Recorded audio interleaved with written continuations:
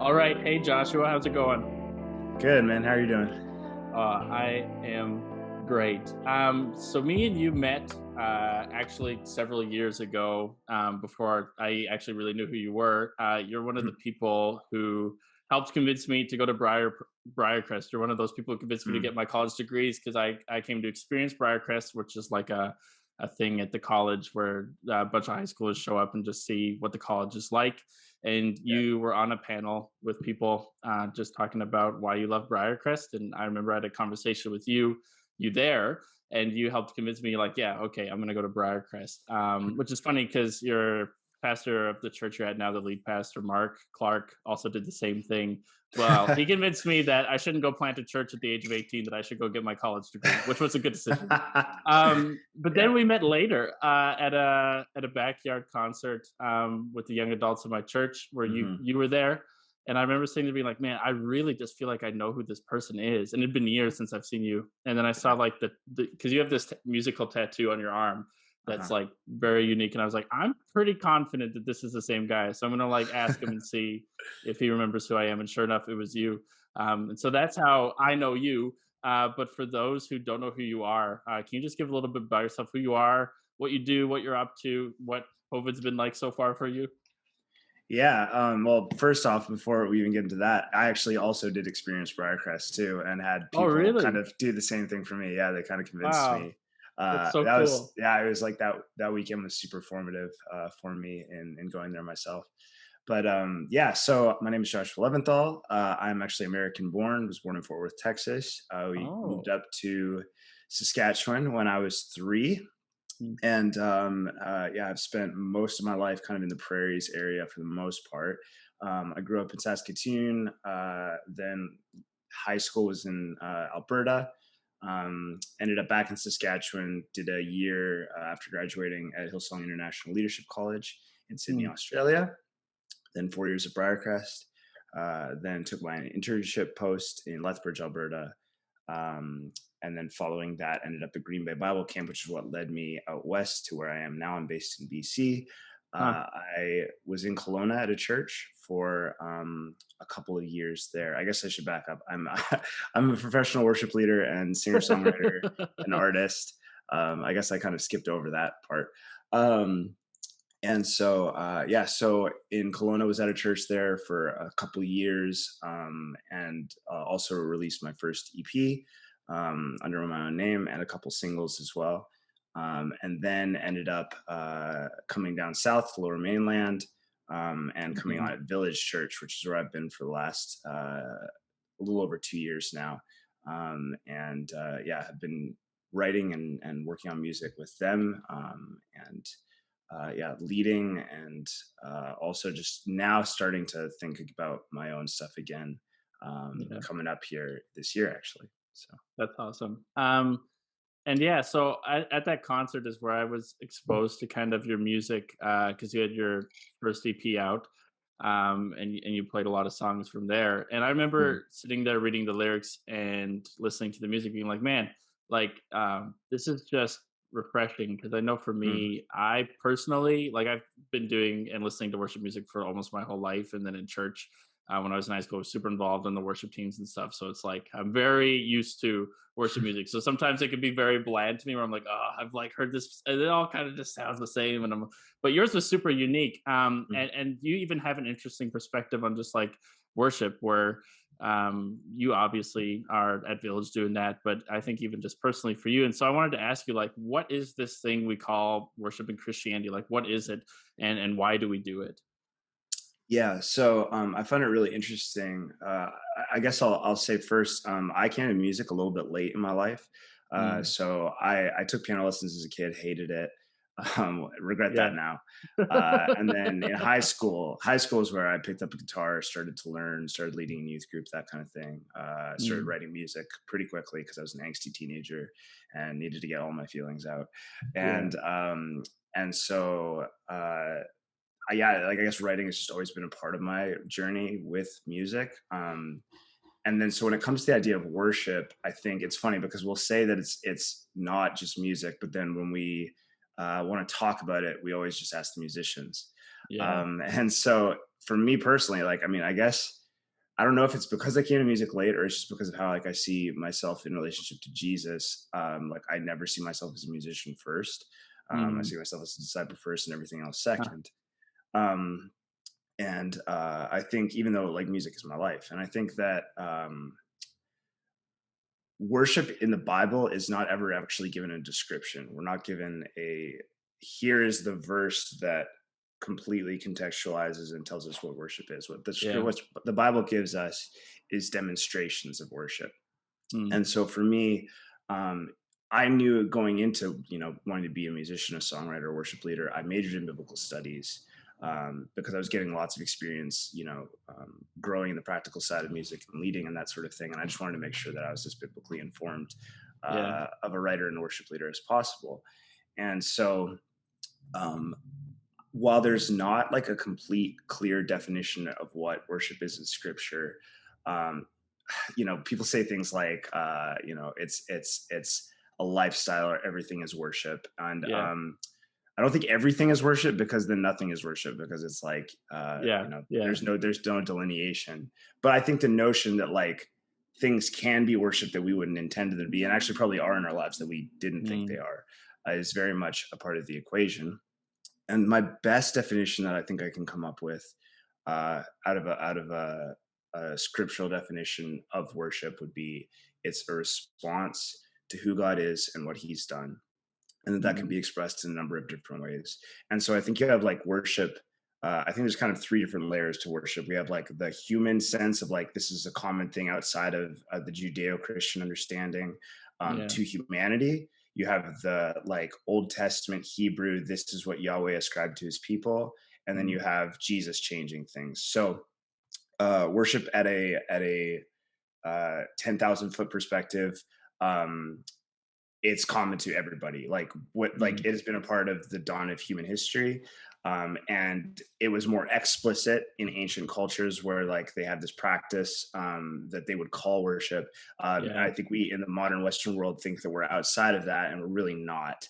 Mm. And the reason for this, a lot of the first instances you see of worship described in the Old Testament is around idolatry. Mm. And idolatry is essentially just the worship of God, uh, gods that aren't Yahweh. And Yeah. basically, as St. Augustine would say, it's disordered love. It's Mm. placing things outside the right place. And Tim Keller, I think, has done the best work in like a modern context for helping basically at anybody's level of understanding, they can understand what idolatry is with his definitions, and it's Yeah. really, really good. And so he often says, idols are rarely bad things; they're good things we turn into ultimate things. And Mm. so they're things that we take over and place in the heart way. And if you want to know what your idols are, look at your nightmares. Look at the things you couldn't imagine being taken from you, that Mm. you've centered your life around. And so for us in the modern context, we go, well, we don't worship gods of wood and stone. Like that's like, that was those unenlightened pagans back in the day kind of thing. But a lot of the gods that those people were worshiping in ancient cultures were representative of different things. You have gods of fertility, gods of sex, gods of prosperity, gods of war. You have all these things that are representative. And so we just worship those things now. We just don't like make like sculptures of them Mm. most of the time, right? Yeah. So that's what your kind of like 30,000 foot perspective on like a human sense of worship is. And I think it's in Second Kings, I think chapter is 15 or 17. Um, there's this really crazy phrase where they say they worship worthless idols and they themselves became worthless. And it's talking about Mm. the Israelites. And it's like this notion that we take on the nature of what we worship. And I think anybody can look at themselves or the current state of society and we start to analyze what our idols are and what we're putting our stock into and see how we take on that nature. Um, and then the hope in that is that if our object of our worship is placed in the right place, the ascription of worthiness to one, and it's the Mm. right thing that we would take on that nature as well. So then we get to Hebrew worship and the Old Testament. And so you have this unique calling on this people from their God, the one true God, as made explicit in Scripture that this is the one who made heavens and the earth, and that like the other gods are not really gods at all. Um, and he kind of has these. I would say there's so much going on in terms of understanding of scriptural Hebrew worship, but I would say three sort of things that really have always stood out to me about it. Um, in one sense, you have very specific, elaborate practice. So if you Mm, read Leviticus, Deuteronomy, any of the Levitical laws, it's extremely intense in terms of the care and craft that is put into every aspect of their life. It is all encompassing. yeah. There is order to it. There is beauty to it. Um, and it's something that I think actually has some bearing on us in the modern church now, and I'll get to that in a minute. Um, but yeah, there's just this incredible degree to which there's so much going on in it, and it's not arbitrary. It's all consecrated to Yahweh. The Mm, second thing I would say is it's integrated practice. So if you were to it was woven into the aspect of every single bit of their life, like the purity stuff, and a lot of those laws are like tied to cleanliness and like dealing with like germs and stuff before they knew yeah. about microbiology.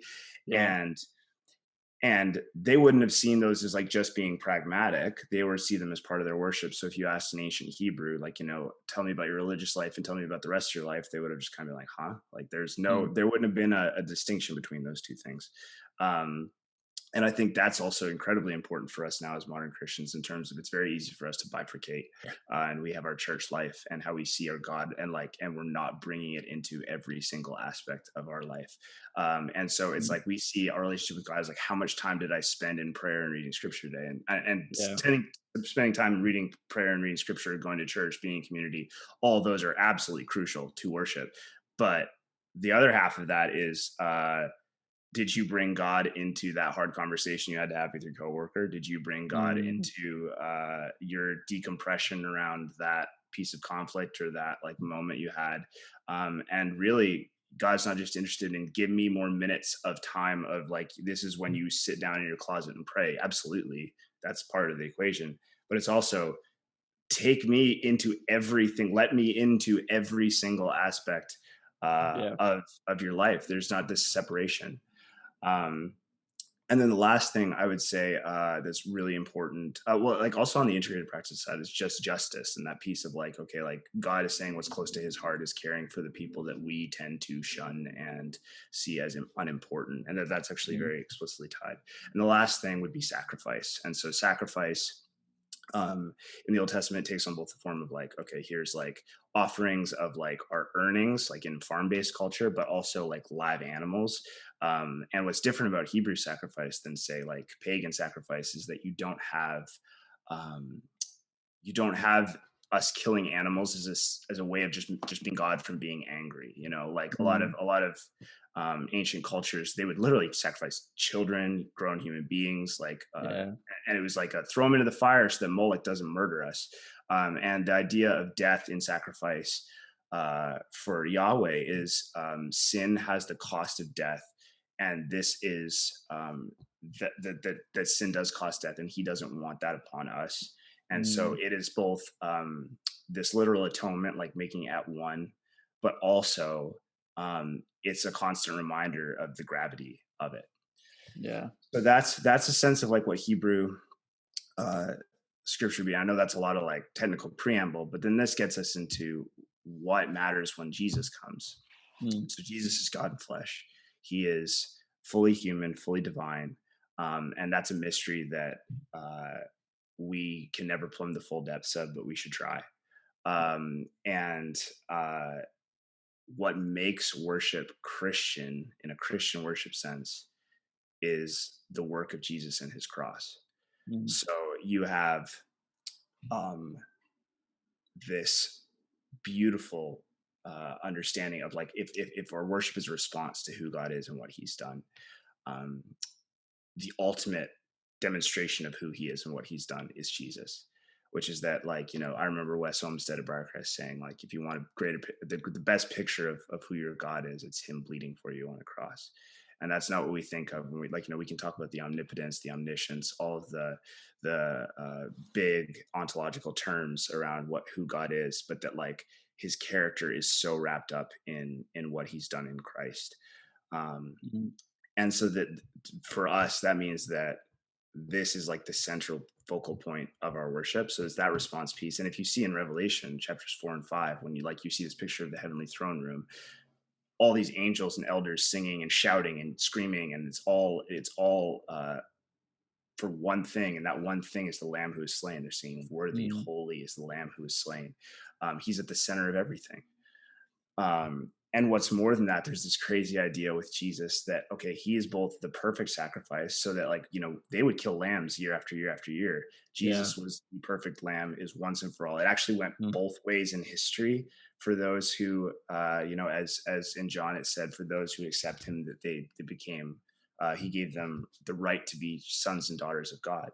mm, And um, and so with Jesus, you get that, where he's the sacrifice. But the book of Hebrews also tells us that he's also the high priest. He's actually also mediating the sacrifice, and he's actually mediating our mm. worship. Huh.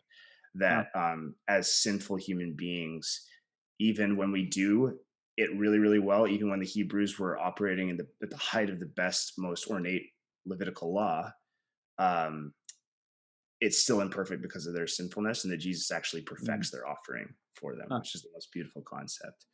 Um, and so that's like, okay, that's a big, like, but kind of snapshotty version of like a scriptural definition of worship. Where does music come into that? Yeah. It's commanded, first off. The Psalms command it a lot of the time. And we're never given a reason why. I personally, after, like, spending my entire life uh, in the Bible, I think it's a testament to the beauty of our God that he would give us something for us to magnify him. That's something that we enjoy so much. That Mm, music is also universal to culture, that it's like literally woven into us. And it's this thing where as we magnify him, it actually does so much in us, emotionally and cognitively and just really holistically. Um, that is really beautiful. So you have it commanded, but it's also like this, like, it's this bringer of joy. It's also an expression of sorrow. um, and so you have the Psalms, which are basically just an entire giant songbook. And with that, you have this like immense landscape of what that looks like.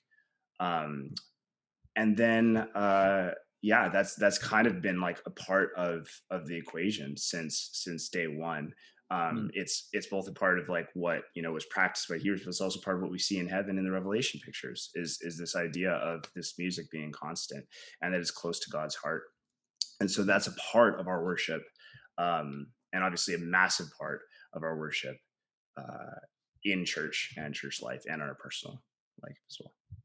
yeah, and I think that's something that we often miss or don't understand fully or forget about, especially in our context. Because often when we think of worship as Western Christians, we think of just like the musical aspect. It's like, oh, it's when we sing those Hillsong songs during church at the beginning, and then maybe the book ended at the end. That's what worship is. But actually, like biblically, worship is a lot of different things. It's like what you're ascribing worth to. Yeah, So it can be in idols. So yeah, because I've heard lots of people say before that like everybody worships. It's just yeah, that not everybody's fully aware that they're actually worshiping totally. something. And then it's interesting then how like God in knowing that we are creatures who worship, like gives us this gift of music that we can use it as a tool to do all kinds of things that ascribe worship to him. And I think that sometimes, at least for me, where it's been like that's sometimes where like the frustrating part is with worship. Because Sure. sometimes I get salty where I'm like sitting in church, whatever, and sometimes it is hard where it's just like, just like lyrically and like musically, sometimes it's just like, this just feels so lazy, or it just feels like, Mm, it just feels like there's more here. And it's hard, I think for me sometimes and other people that I know to like get past those pet peeves. But like for some of it is like I'm just not into the same music. And you can go to different yeah. churches where like you can go to an Anglican church where they're more singing hymns and it's like more like just the organ and the choir, or you can go to something that's more like a Hillsong where it's like, okay, we're like sounding more poppy and more contemporary, which is a word Hmm. Christians use. I'm not sure if other people use it. Yeah. And then there's other things like King's Kaleidoscope or people like you who I'm like, oh, this sounds more like what I like Mm, when it comes to music. But I just have a question for you is to like, worship is such a broad category. It's often attributed to music, and that mm, usually is when people think of worship. That's what comes to their brain is like the musical part of like a Sunday service or whatever. Um, how do you, as a worship leader, but then also as like a musician yourself and as a follower of Jesus, how do you not let those pet peeves or those things bother you get in the way of worshiping God? But then also, like, do you think that there is um a little bit of a like, am I just a cynical person who's sitting around just complaining for nothing, or do you think that there is something to it, that there is maybe a little bit of a problem, or something going wrong in the way that we've been doing worship or worship music in the last few decades? So I guess two questions, like, do Yeah. you agree with me to some extent, and then if so, like, how do you navigate actually dealing with those feelings that you have when you're in church, and try to actually just engage and worship God despite maybe this isn't your favorite song or whatever. Totally.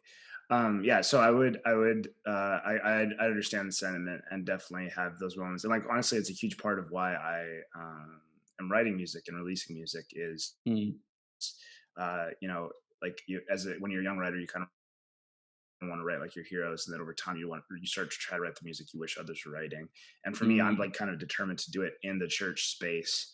And there's tension there with like what's congregational and what's not.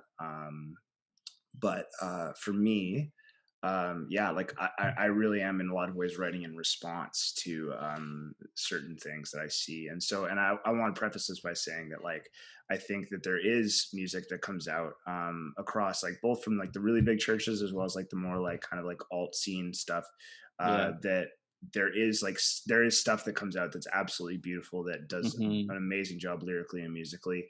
Yeah. I would say for like the like kind of mainstream worship world, what's happened is um, it suddenly became an industry, and that happened over a course of time.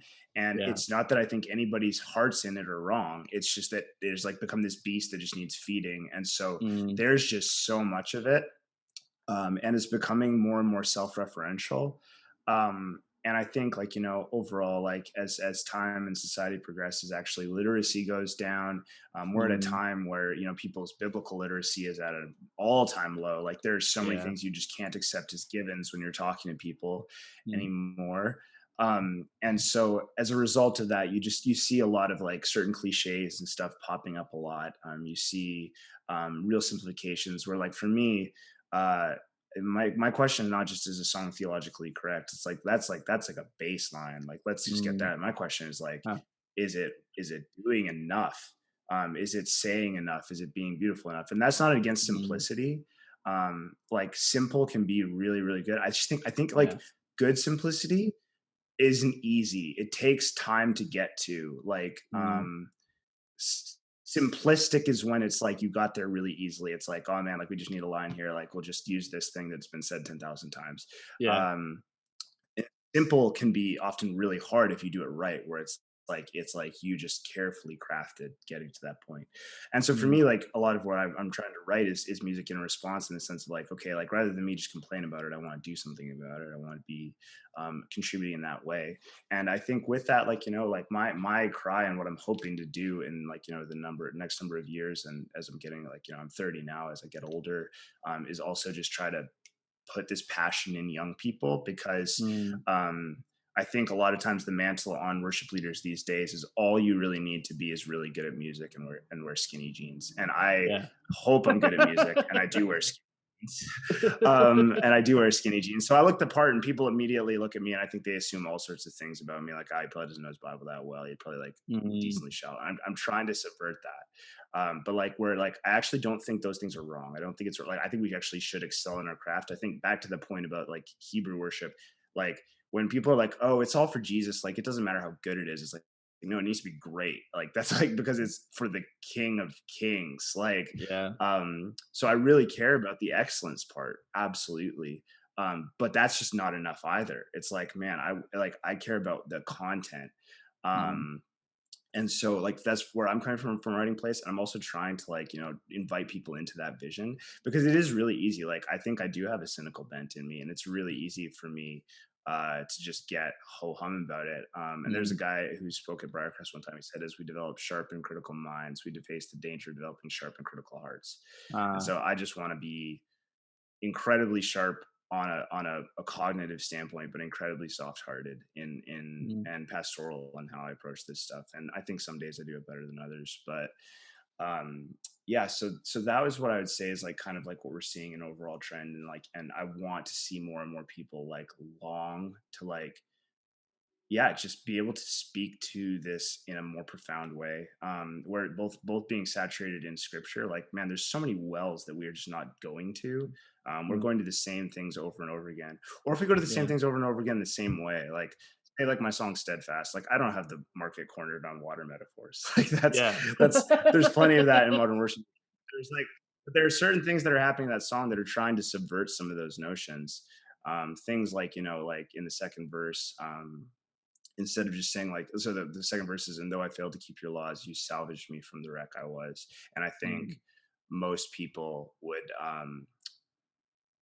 probably just say something like, you rescued me, yeah, you rescued me. That would be like that Yeah. would be the typical modern worship equivalent. You rescued me, yeah, you rescued me. And that's really singable. But there's a very different idea behind salvaged and rescued. First off, in rescued, you're like only helpless like creature who like really is not at fault. If you're Mm. the wreck, it's a bit of a different story. Yeah. Um, Secondly, so it's introducing the idea that like we're sinful. Secondly, um, salvaging is different than rescuing. Mm. Salvaging is taking something and repurposing it, Mm. and Mm. reforming it, and that's exactly what God does with us. And so it's trying to just really pick words carefully. It's Mm. like, it's trying to find a place, and it's a hard balance to do, where you're trying to like challenge people while without going over their heads. um and so that's kind of like the mandate I see on it, and Mm. that's like the hope I take with it. And then from like the musical side of it, like, man, I just like, I do listen to worship music, but I also listen to a lot of other music. And there's a Rick Rubin, who's this amazing producer, and he's produced everyone from like Beastie Boys and Metallica to like Adele, and he's just got this wide variety. And he says, EDM artists who only listen to EDM music make really crappy EDM music. He doesn't say crappy, Mm. but and I think the same is true. Is like, man, like just like, I think there's a real importance to like letting as many forms of music, and not just music, man, like literature, like movies. Like, I used to go and watch my sisters dance, and it would inspire me to write songs. And it's like there's so much like cross medium that needs to happen. And Mm. I think that's like the thing for worship music, is like, I hope people inside of it are listening to things outside of it, Mm. to help inform that. So that's the very long-winded answer to the first part of your question. The second part of your question, around pet peeves. Yeah, so I think a couple things. If you like, first off, like, I mean, um, there's a fine line between like church shopping Mm. and also like finding a place where like you're fit. So Yeah. like, if you're like, you can't, if you're in a church and you feel like you need to be in that church, and there's certain things that are just unrealistic to expect in terms of them changing, you're like, I just need this to be like me. Mm. That's not really fair to the church. But like, don't necessarily leave either, just for like the ease of like, this isn't. But I think a couple Yeah. things. One, if you're struggling with the music, um it's probably worth talking to your worship leader and senior pastor, and doing it from a place of humility. It's not like a, hey, Mm. I know best about this. Yeah. But coming at it from a, hey, you guys care deeply about this, I care deeply about this, and like, the truth is, this is where people are understanding and knowing their God. Mm. Luther was like, saying like, this is like where people really get their theology from, like, period, Yeah. is music. He understood that. Gordon T. Smith, in his book Called to Be Saints, argues like, your worship leaders are your primary discipleship makers, whether you want them to be or Mm. not. Mm. And he's not even a worship leader. He just understands how formative it is. Huh. Um, so it's really important that we get this right. But it's not even just from like a head standpoint. It's also like, a music stirs affection in you, and it's like, okay, what is that affection being stirred towards? And Mm. so the emotion's actually not a bad thing. The emotion's not a bad thing, as long as it's just not hollow and baseless. As Huh. long as it's actually full of substance and taking you to the right place. Mm. Feeling things is a really good thing. Um, and so, like, I think talking to your worship leader and senior pastor about what it is you're singing is really good. Again, coming at it from a place of humility, because they're not going to listen if you just think you know it all, and you like, and you're Yeah. also, if you're telling them that they're doing a bad job. And so, while it's like, it can be like, you can potentially like suggest like them to listen to some different things and stuff. Like I know for me, like oftentimes if somebody emails me and goes, "Hey, let's do this song," yeah, I immediately go into defensive mode because I'm like, Yeah. you're like you're telling me all these things. Whereas like it's worth doing it from a conversational standpoint. And um as much as like worship leaders have like the front center stage kind of thing, a lot of times like people only do come to them if there's something they want different. Yeah. um and so like really them understanding that you love and care about them, and that you think they're doing a great job is really important, I think. And then coming at it from a place of humility, you might be able to talk with them and talk about what it is we're singing, how we're singing it, all of those kind of things. So that's like one place. And even ask them, like, I think actually a fair thing to do in humility is ask them about their process. Ask them Mm, about like what goes into like choosing songs for you. Because maybe you actually invite them, like hopefully don't do it passive aggressively, but invite them to think about what their process is. Like, do they have one? mm, Do they have a grid for how they're choosing songs besides like this chorus is really hits? Like, mm, that's not a good answer. Um, I hope the choruses of songs hit. They should hit, but they should hit with yeah. way more than just they hit. It should be like Mm, a lot more to it than that. So like those kind of things are things you can do. And then from a what does it mean to like, if you're in worship and like kind of just quote unquote not feeling it.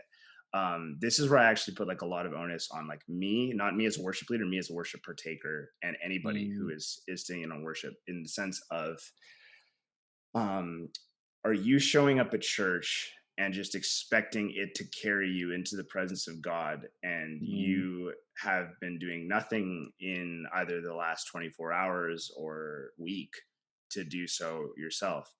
yeah. So for me personally, I'm really cynical in the mornings. Like I wake up and the world does not look like this. I just like I have to get up like when we're live, to get up at the Bell Center. I get up at 4:45 in the morning to be there at 6:30. Ugh, um, but I'm not a morning guy. I'm mm, not.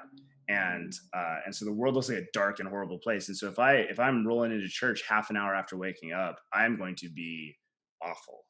mm, Just even as like a congregant. yeah. And I'm gonna be more easily annoyed with everything. So for me personally, I like first thing I have to do is I have to wake up early enough that like my mind can truly switch on and my heart can soften a bit and I can get to a place Mm, where I'm ready to like actually take stuff in.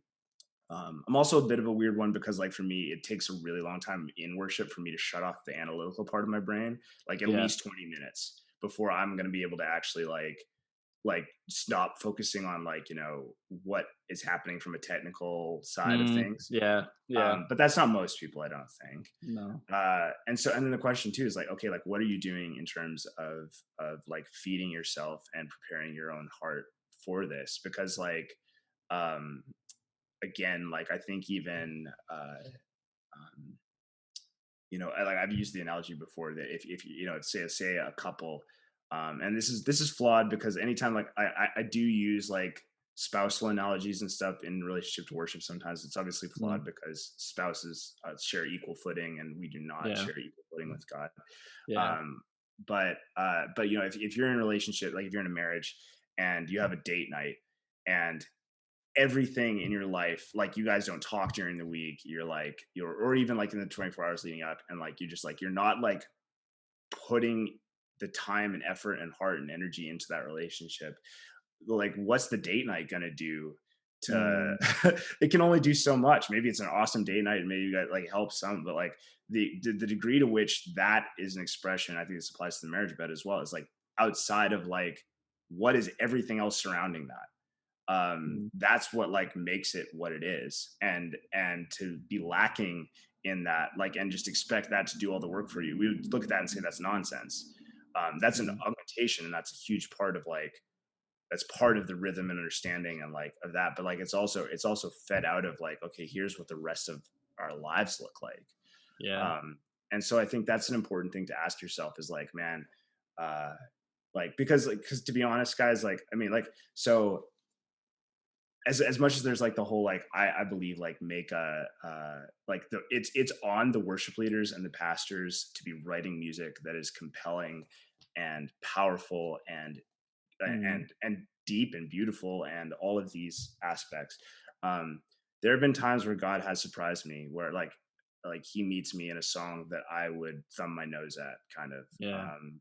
and I'm just have to like uh, swallow that and go, you Mhm. know what, you're so much bigger than like my own understanding. And also like and also like and then coming from a place of like that music also does meet other people. Mm. We want to Yeah. invite those people into more, rather than like just thumbing our noses and going like, okay, this is shallow, it's boring, it's like, and because sometimes it is, like, I'm not saying it's not, Yeah. but rather than just pointing out the problem, inviting into the solution. Mm. um, and so, ironically, as much worship music is out there right now, I don't actually think there's enough. I think there's too much, but there's too much of like a certain kind, and Mm. there needs to be Yeah. more. And I think actually the answer to be there being more would be for the too much to slow down. Like, the church doesn't need to write an album every year. Uh, Yeah. if they just Yeah. like would, take 2 or 3 years and like really craft something, and if all these different churches were doing that, I think you would see a really beautiful transformation. Because like, say like, so like for like a Hillsong album, sometimes like I'll be like, three of these songs are profound, like they're Yep. incredible and actually like and do insane work in me, and the other eight I just don't, they're just Mhm. not doing it for me. um and it's like, man, if they held on to those three and waited, a couple years, and Yeah. then like, and just were like, we're never going to put out a placeholder song ever, Yeah. um Mm. it'd be a huge thing. So Well, and that's like such an interesting point because I don't think I used to work at like a Christian bookstore, so I noticed pretty quickly that like, huh, these guys are coming out with albums every year. And yeah, then when I went to Briarcrest, they started having the worship teams there start to write music. And as we wrote music, I was like, there is no way, there's just no way that I could write with this team like high quality songs every year and like come out with a whole album where it's like we might get like crazy. one, two, or three, but I Yeah. don't know if we could because it takes a lot of work. And I don't think a lot of like if you're not musical and you're not into that scene, it's hard to realize that. So it's just a weird thing where it's like, and you're right that like Hillsong comes out with an album every year. So does Elevation Worship and a lot of those big guys. And the thing is that like on those albums, there's like two or three good songs, and those are the ones we usually end up singing. And but then there's like 10 ones are just like this sounds like every other song. Yeah. And then even watching some of the writing process is weird, and I don't want to critique it too much, but it does make me question where it's like some of the songs they're about to go out and record because they record it live, and Yeah. they're still writing it, and it's like we don't Yeah. know. And I'm like, this doesn't seem like the best way to record this song. Where it's like it's not even done yet. We're Yeah. just like writing them last minute. And it's like, oh, I don't know. And sometimes it works out in their favor. Like I think the blessing, Carrie, Mm, Job, and them wrote like right before, and it was like, hey, that song impacted a lot of people. But it's just it's yeah. interesting to see that process. But I have an off script question for you, Sure. that I can kind of tie into something else where it's like because you talked about for worship leaders, and worship pastors like that they should have like a process for how they pick worship music, and and that congregants if they're like struggling they can ask in a respectful way because again like I totally Mhm. feel you when I was on a worship team the last thing like the most annoying thing was like just the comments on music all the time. It's like oh here we go another like it's never usually I like some people are really coming from a place of like um actual care, but Yeah. so it just sounds negative because you're Totally. putting yourself out there, you're being vulnerable, and it's Yeah. frustrating when you are trying and it's just like people are complaining. But what is your process for choosing songs at Mm. Village and even for yourself? Like when you're writing a song, like what is your process in being like yes this is the kind of song I want to put out, this is the kind of thing I want to do. And then for Village too, like when you guys choose a song that's already written, like whether it's like I don't know like Cornerstone or The Blessing or Sure. a million of the other ones, how do you guys decide which ones yeah these are the ones that we think are the kinds of things we want to be doing here and these are the ones we're like I don't really know about that. Like what are your process with those things when it comes to writing and selecting songs that you guys do? Yeah, so I would say it's a little bit different, from a selecting to a writing. From a selecting Mm, side of things, like, I'm actually really grateful. Like, they have a lot of the leadership at Village has put a lot of trust in me in terms of like how, huh, like, and in terms of being just able to like go for stuff. So I don't. Mm, We used to have a pretty convoluted process that's kind of sifted down quite a bit. mm, And so for me, I don't have like a hard and fast, but like the kind of there's like a lot of like things I'm keeping intention in my mind as I'm doing it. So like to the question of like um okay, like so like let's just assume theologically correct. That's not even going to be like a part of the discussion. That's just like a that's like a that's out of the way. yeah. Um the where do I even start? Okay, like so like to the Christian point, like I want to know I don't believe that every single worship song needs to explicitly mention the cross and the Mm, resurrection, but I think every mm, set should. mm. Um, and Interesting. so because of that, you need a lot of songs that do. So for like because like I actually don't think it's wrong to have a song that doesn't have that as long as it's qualified by songs that do. Like an example I use, so like King of My Heart, we actually sing at Village. Yeah. And John Martin Miller, like if that's the only thing people know by him, he's actually like one of the most brilliant songwriters I think I've Yeah. ever heard, Christian or not. Yeah. And so like people like put it to that song, it's like, oh, it's like he just generically saying you're good, you're good. Like it's like Mm, I actually don't see a problem with that as long as we qualify why. And we qualify mm, why with other songs. So it's like, okay, if I'm gonna sing King of My Heart, it needs to be in the context of like what else am I singing in this service that explains why, besides just like some generic idea. Okay, so like if you're never gonna let me down, as the bridge says of that song, yeah. it's because he was crushed for us. And that's Mm, why.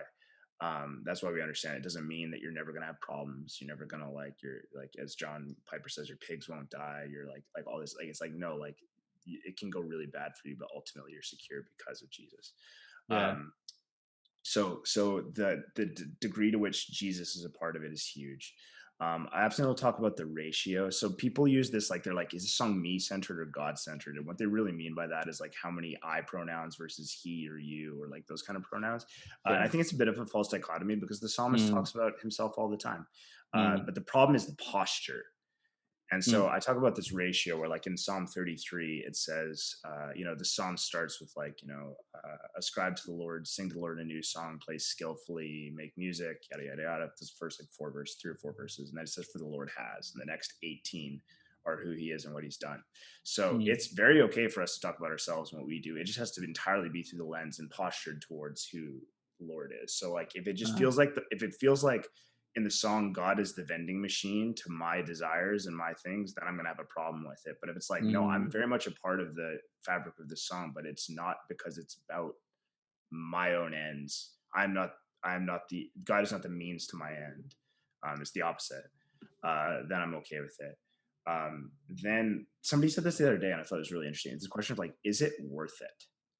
mm, Is like, okay, so this is going to be drilled into us. This is going to form us and stuff. Like, so it's like, okay, if it's going to do that, is it doing enough to like make that worth it? Is it contributing something uniquely? And I think that's the other thing too, is like, um, not all songs should be all things to all people at all times. Different songs should mm, serve different purposes, and that's why we have sets and we don't sing the same song 5 times. We sing a yeah. song with that has like that, and hopefully, and part of the worship leader's responsibility is to like take people on a journey through, various things: adoration, confession, Mm, exaltation, lament. All of these things are part of it, and so we need songs that serve different purposes. So like if it's just like we can't just have a church that just sings anthems that aren't specific to different things. yeah. And I think to that point too, like a question for me is like, is this song doing something like artistically? Like I think artistry is a part. I talk about art as catalyst for adoration, that like that's what music is. Um, and artistry is a part of it. We don't like to talk about that, but it is. Mm, And um, and so to that point, like, is there imagery in the lyrics? Like people don't understand like imagery is like the key to the human heart. Like you understand something, think about when So Alive became this like absolute phenomenon of a song. It's like so abnormal for like a modern worship song to be yeah. that compelling in that way. Yeah. It's rife with imagery. Mm, It's so full of imagery because that like just unlocks, like it takes something abstract and it makes it tangible. Um and and they didn't just say things like, God, you're really good because you made the world. It's like in the vapor of your yeah. breath planets form. And it's like that is like so profound. And I think that Mm, that's something I'm looking for a lot, is like, where's the poetry, where's the imagery in it? um and like, yeah, I think honestly, like, do I believe it? Like, does it like bring you to a place of, um, this is like I'm aware I'm going to sing this song 10,000 times.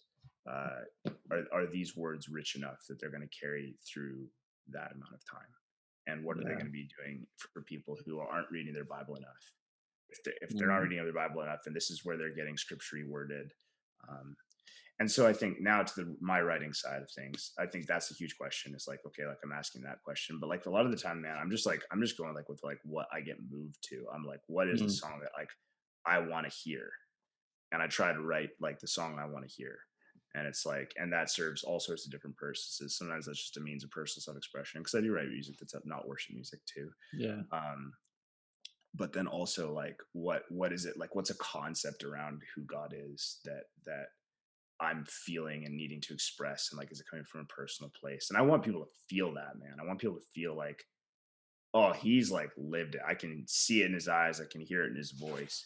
But Mm, even if it's not me, the one singing the song, if somebody else is singing a song that I wrote, can they hear it in the writing?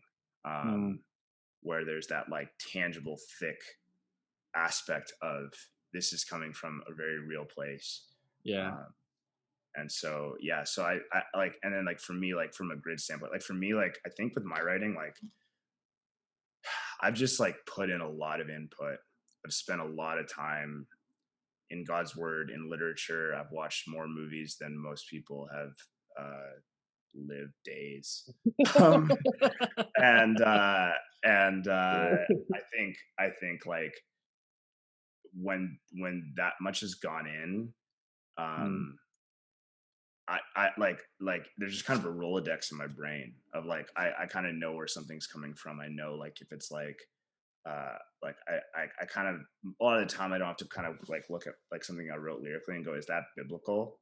Because mm, like I know where I pulled it out of. Like yeah. you know.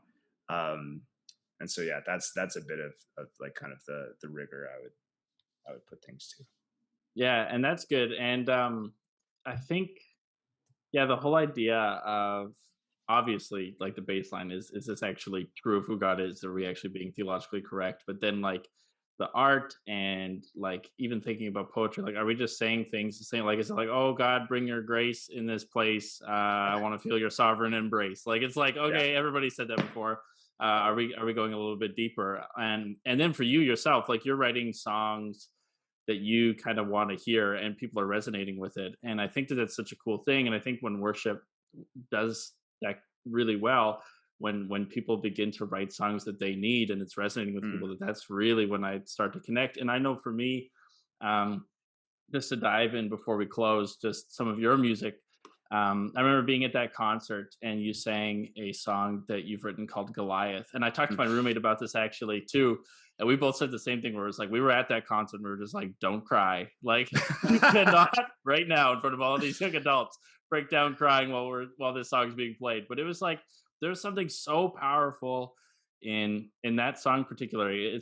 That is my favorite song by you, which is funny because it's not like this hype song with like all these crazy stuff. It's like a very like stripped down song, and Mm, just like lyrically, I think it is like extremely beautifully written.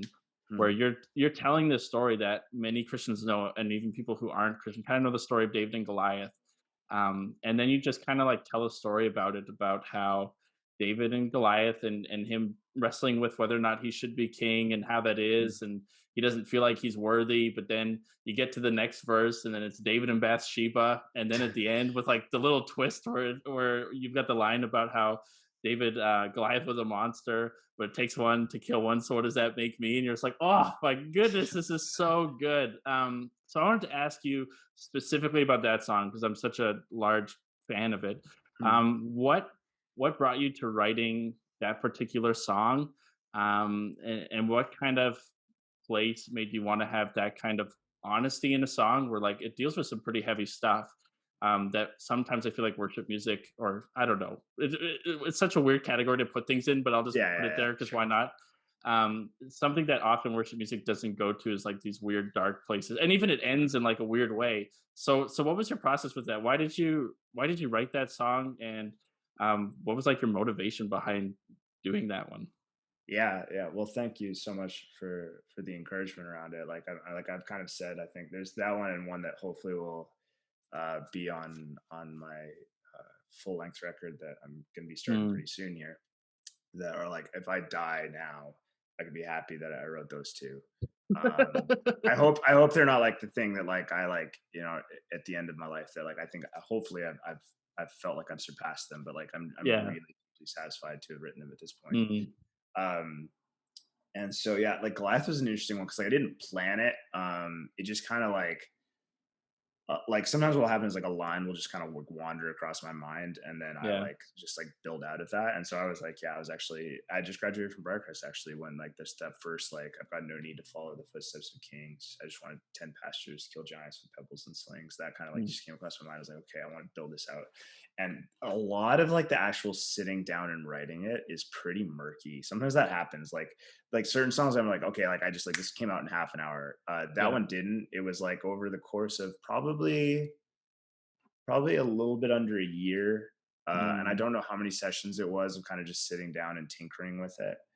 Um, but I think, yeah, like it was like, and it's one of those ones too, like, it's like I feel like I kind of discovered it in a lot of ways. Like, and I'm even like I think I've still like kind of been discovering meaning behind it. Mm. As sounds the best way I've been able to describe it is like it's a song about expectations. Mm. And like I mean, obviously for me, like it's kind of personal in the sense of like, so David's this songwriter, he's this like bleeding heart kind of worship leader king person. Yeah. And when you're a worship leader, people say to you all the time, "Oh, you have the heart of David. You have the heart of David."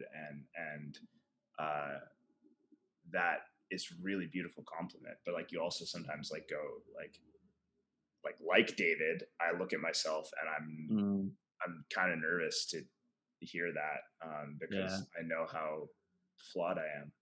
Mm. And so this is kind of an exploration of that. And I think like that's like one of those things where like that whole sense of in the second verse about basically the Almighty looking into your chest cavity and like what that looks like. That's like maybe the most I've resonated with something I've written from like Mm. a personal standpoint coming out. Um, and so it was this kind of like I just kind of followed the song where it needed to go, and it took me to that ending where it ends on Mm. an unhappy, like it ends on like a question, and it doesn't answer it, and it doesn't Yeah. resolve happily. And I think that's something that like if I were to like as much as I'm like as much as I'm I don't want to be I don't want to just utterly critique um Christian pop art because there's places for certain things. I tend to Mhm. indict Christian movies pretty hard. Yeah. And a huge reason for that is that they just don't ring true to me at all. They don't ring Yeah. like they are whitewashed and clean and sanitary, and Mm. there's nothing scary about them. There's nothing and they don't to me reflect a accurate depiction of humanity. Yeah. And they wrap up really neatly and nicely. Yeah. And I felt like this song, like I just once I'd written that line, there was just nowhere else for it to go. There was no need to Mm. like, there was no point in trying to make it cleaner.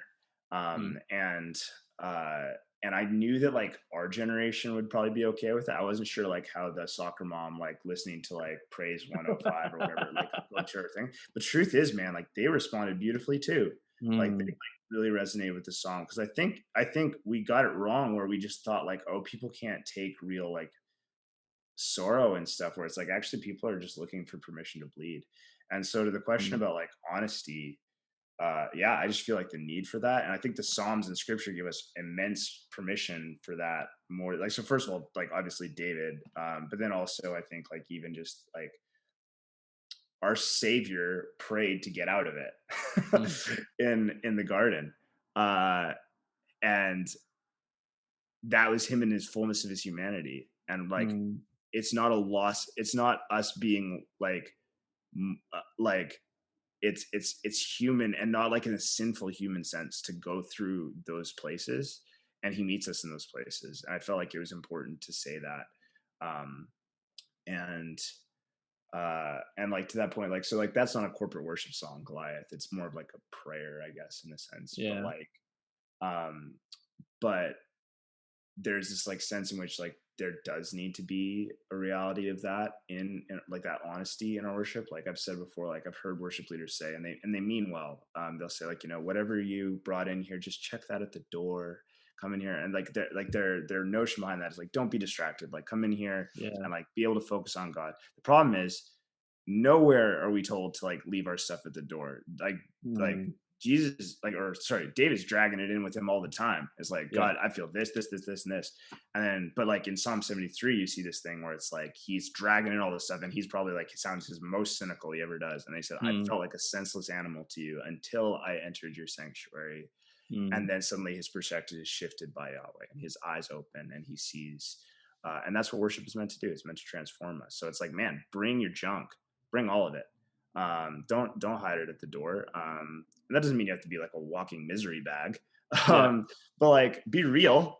And it's like, man, when you're having a great day, have a great day.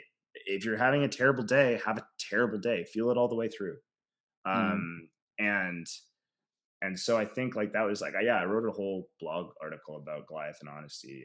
If you Google the mess and the mending, it might pop up. I don't know how search mm. engines work, but and it's just about that concept of like, man, like we actually have permission to come before the Lord in this. And Goliath is just like one aspect of that. I think in a lot of the stuff that I'm writing is started becoming out is that notion of what it means to, yeah, like just like these are my real wrestlings. Like they're not Yeah. like, and so I'm very okay with uh understanding. I think God expects doubt of us. Mm, And that is not unholy if we bring it to him yeah.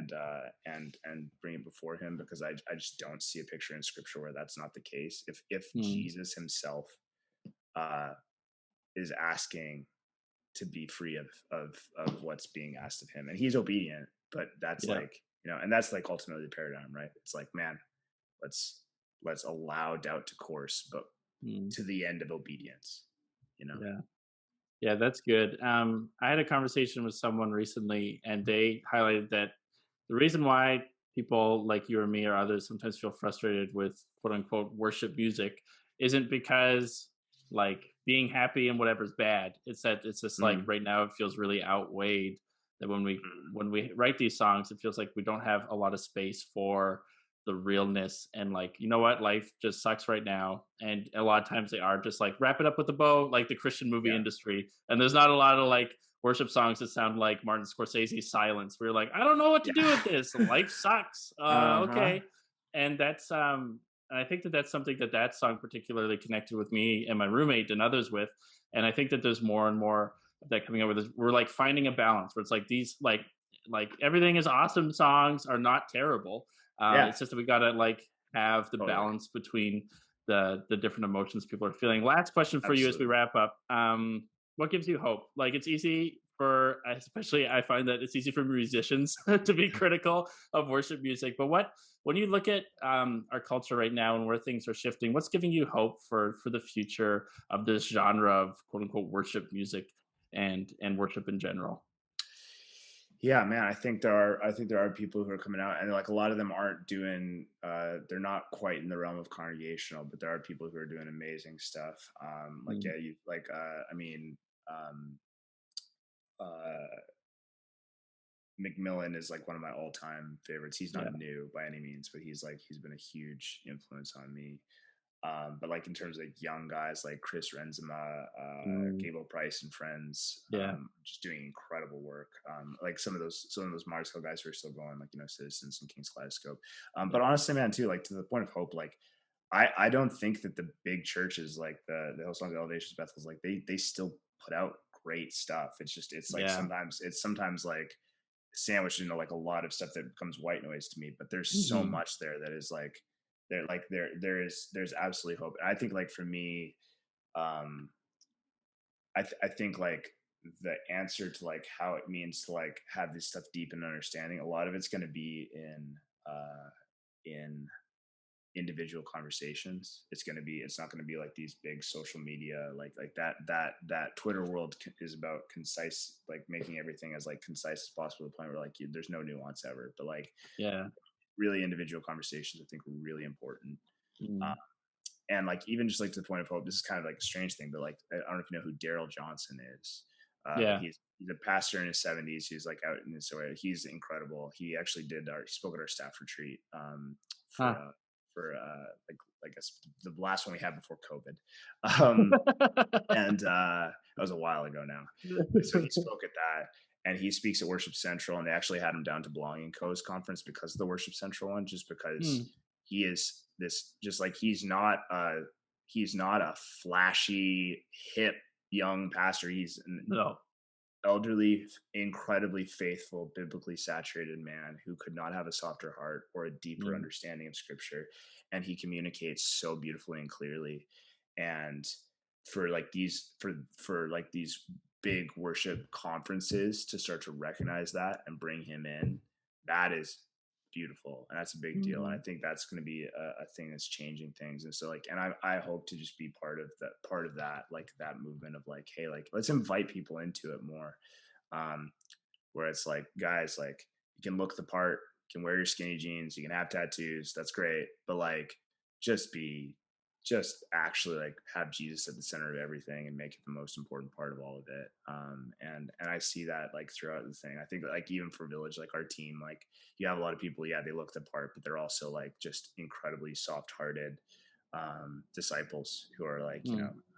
and so I'm grateful for that. Even like, yeah, Village is like a church, is like this church that's like really intentional about meeting culture where it's at, reaching skeptics, not feeling like we're behind understanding of like Yeah. relevance and that kind of thing, but like we're super biblically founded, and like we're not just like, we're not trying to push style over substance, we're trying to do both.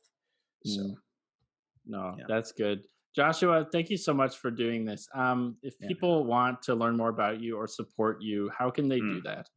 Yeah, so I'm on everything. I really have no Twitter presence, but like Instagram, Facebook, uh, Instagram Joshua Leventhal Music, Facebook. You just search Joshua Leventhal, you'll find me. I have a website as well, joshualeventhal.com.